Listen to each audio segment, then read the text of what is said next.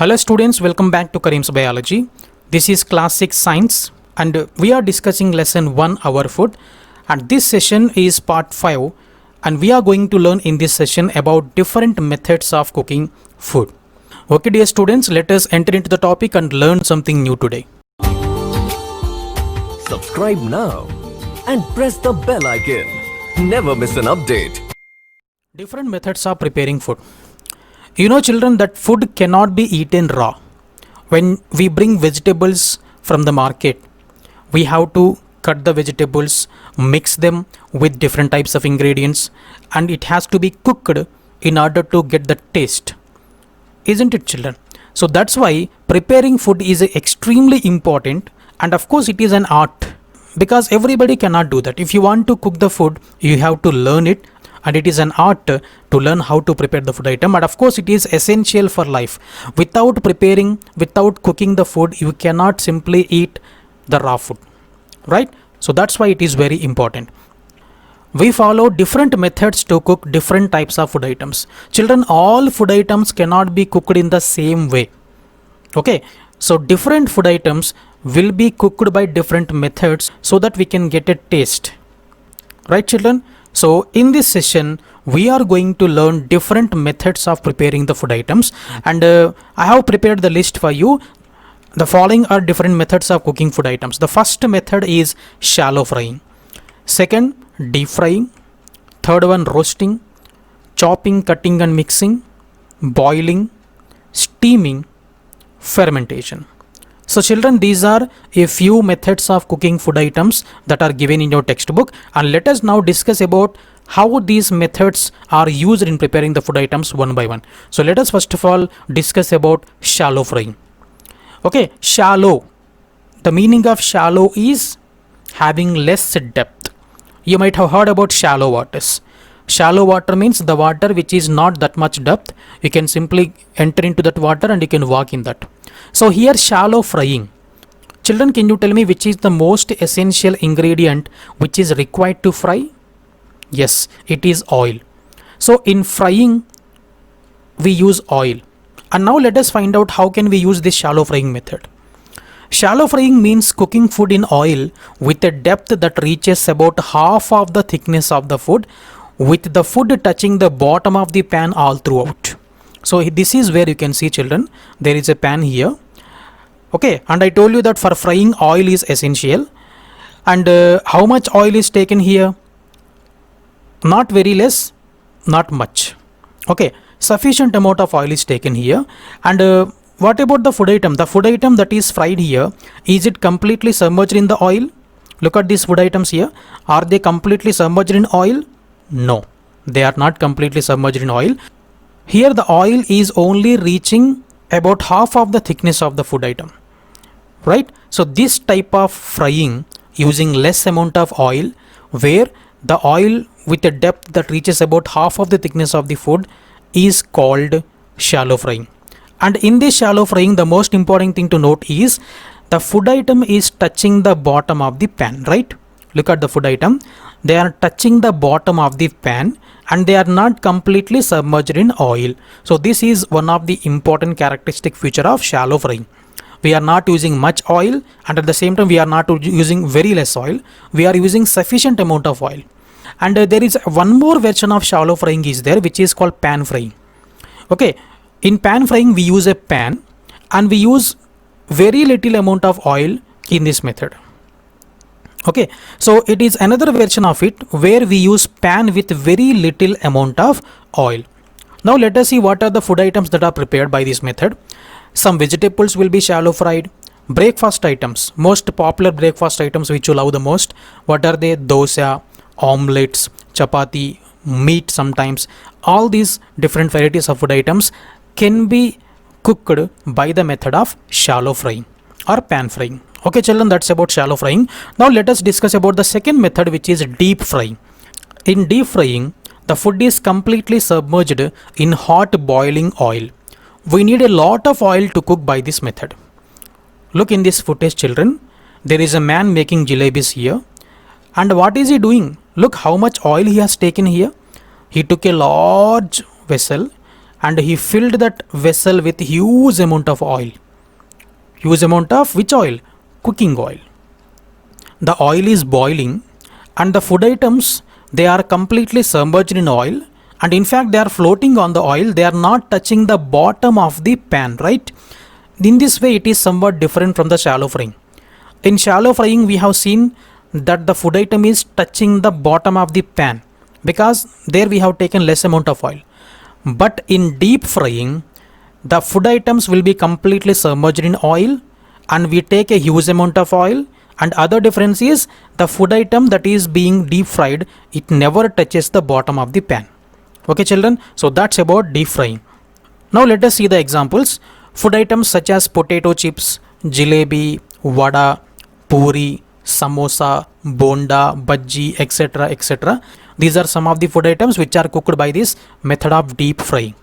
But children, I think you are aware by this time that we are using a lot of amount of oil in this deep frying, and the food items that are prepared by this deep frying method, they absorb a huge amount of oil. And when you eat this type of food items regularly, continuously as a snacks every day, then there may be a possibility that you may be suffering from some of the diseases such as obesity and accumulation of cholesterol in your body. Okay, so that's the reason why I suggest you not to eat this type of deep fried items regularly. Occasionally you can eat these food items, no problem, but regularly if you want to eat this type of food items, I suggest you not to eat because they may be going to cause some health complications. Yes, children, another method of preparing food item is a method called roasting.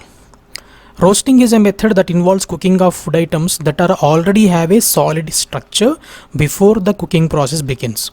For example, meat and some vegetables like potato and even some of the food items like corn, they are already in solid state. And only the food items that are in solid state can be roasted, whereas the food items which are in semi-solid or in liquid state cannot be cooked by this method. And how this method is used? It is a method of cooking that involves exposing the food item to radiant heat from fire, hot surface or even oven. Okay, so what is it? Roasting is a method of cooking that involves exposing the food item to radiant heat. For example, look at here, there are potatoes here, and the potatoes, they are being cooked here by using the heat present in this hot charcoal. So they are kept in the hot charcoal. Heat from the charcoal will be transferred to potatoes and they will be cooked. And even corns can also be cooked by this method. See here, there are two corns here. They are kept on the hot charcoal. Heat from the charcoal will be transferred to the seeds of the corn and they will be cooked.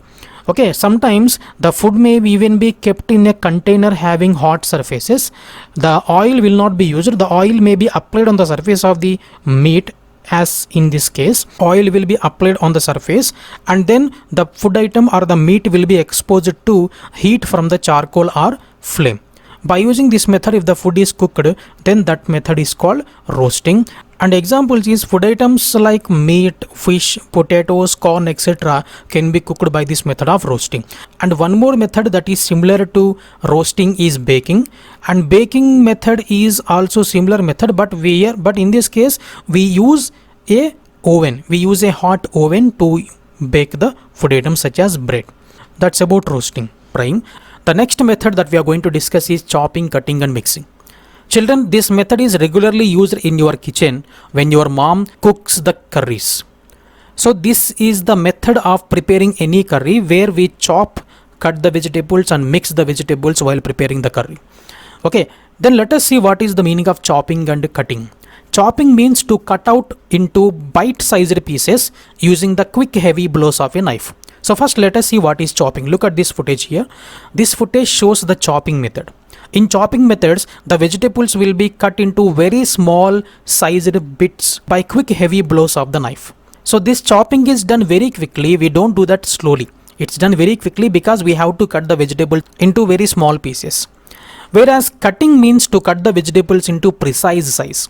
So this is called cutting.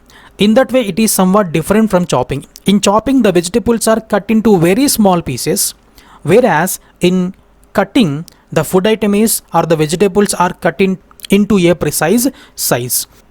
Okay children, so that's the major difference between chopping and cutting. Then what do we do after chopping and cutting? Most of the vegetables will be cooked by this method. They have to be chopped, especially leafy vegetables. They will be chopped into tiny pieces. Okay, and also potatoes will be cut into pieces. Basing on the method that you follow for cooking, vegetables will be either chopped or cut into pieces. Now cooking is done after chopping or cutting the vegetables by knife. So after cutting the vegetables by knife, after chopping or cutting, they must be prepared. The food must be prepared only, not simply by using these chopped vegetables. Along with them, we have to also use some of the ingredients. So what happens after chopping? The food will be prepared by mixing these vegetables with spices and other required things such as oil, chili powder, methi, jeera, ginger, mustard. Like that, we use different other types of ingredients and we mix these chopped vegetables with the other ingredients so that we can prepare a curry. Right, children? So this is called chopping, cutting and mixing. And the next simple method of preparing the food that we daily follow at your kitchen is boiling. Have you seen your mom boiling rice to prepare food? Yes. In this method of preparing food, the food to be cooked is boiled in hot water. Very simple method. After they are boiled, they may be consumed directly or by adding some more ingredients. They can be either directly consumed after boiling. For example, when we boil rice, we directly consume that. We don't add anything else, any other ingredient to that, right? We directly consume rice. Whereas some people, when they boil eggs, they directly consume that. Or some people, after boiling the eggs, they fry them again before they consume. Okay, and also potatoes. After boiling the potato, we don't directly consume the potato. When we boil the potato, again we mix the potato with some ingredients and then we prepare a potato curry. Right? Now let us see what are the examples. Food items such as rice, eggs, potatoes, corns, sweet potato, etc. are cooked like this. Okay, corn, mokkajonna, this will be boiled and consumed directly, and potatoes will be boiled, but we don't consume potatoes immediately after boiling. We just again squeeze them or crush them and then we mix them with some other ingredients to prepare potato curry. Right? So this is about boiling. And the next method of preparing food is steaming. Steaming is a method which works by boiling water continuously, causing it to vaporize into steam. The steam then carries heat to the nearby food, thus cooking the food. So this is another simple method of preparing food. Especially idlis are made by this method. So in this method, first of all, we take some water in a container, okay, in a vessel or container, and then the water will be boiled till the water starts vaporizing. Okay, and when the water is boiling, it produces some water vapor or steam. Now the food material will be kept. You see here in some idli plates, idli batter will be poured in the plates and the plates will be kept in the water and the vessel will be closed and water will be boiled. When the water boils, that produces some water vapor or steam. When the steam comes into contact with this batter, then the batter becomes hard and the batter will be cooked. Okay, and it turns into a idli. And this is how some food items are prepared by this method called steaming. Okay, and such cooking is most often done by placing the food into food steamer, typically a circular container made up of metal or wood and bamboo. So this is what I am talking about. When you want to prepare food by method of steaming, we need to have a special container called steamer. Okay, so this is the steamer. This vessel is called steamer, in which we boil the water and the food will be cooked by this steam. Okay, so this is a generally just metal container, and some people may also use wood and bamboo for this method of cooking. Okay, and in India, the most popular food items which are cooked by this method are idli, kudumulu, etc. They are most popular food items in India that are cooked by this method of steaming. Okay, and the next method is fermentation. Fermentation is a natural process through which microorganisms like yeast and bacteria convert carbohydrates such as starch and sugar into alcohol or acids.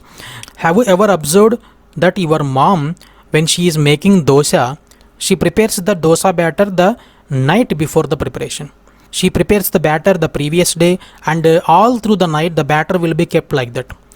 Okay, and after waking up in the morning, when you eat dosa made by your mom, the dosa will be nice. It will have a special taste, and that taste comes because of this fermentation. Then what happens in this overnight? When your mom kept that batter overnight, there are some microbes that grow in that batter. These microbes, they convert the carbohydrate present in that batter into some acids, lactic acid. That's the reason why when dosa is prepared after putting the batter overnight, it will get a special taste.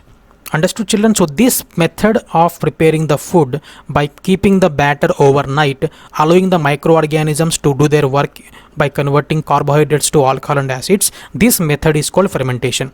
Okay, and one more advantage of this method is the alcohol or acids produced by the microorganisms, they act as a natural preservative and give fermented foods a distinct taste. I told you that when the batter is kept overnight and dosas are made the next day, then that taste, the distinct taste to the food item is because of the acids or alcohol that are produced during the process of fermentation. Okay, and one more thing is, not only the acids, carbon dioxide will be produced during this process of fermentation. When carbon dioxide is produced, it makes batter very soft. That's the reason why when dosas are made, they turn soft because of this CO2 produced during the process of fermentation. Okay, now let us see the examples. Food items like idli, dosa, bread, curd, cheese, etc., they are prepared by this method. Okay children, that's all for today. In my next session, I will teach you about different methods of food preservation. I will meet you in my next session. Thank you.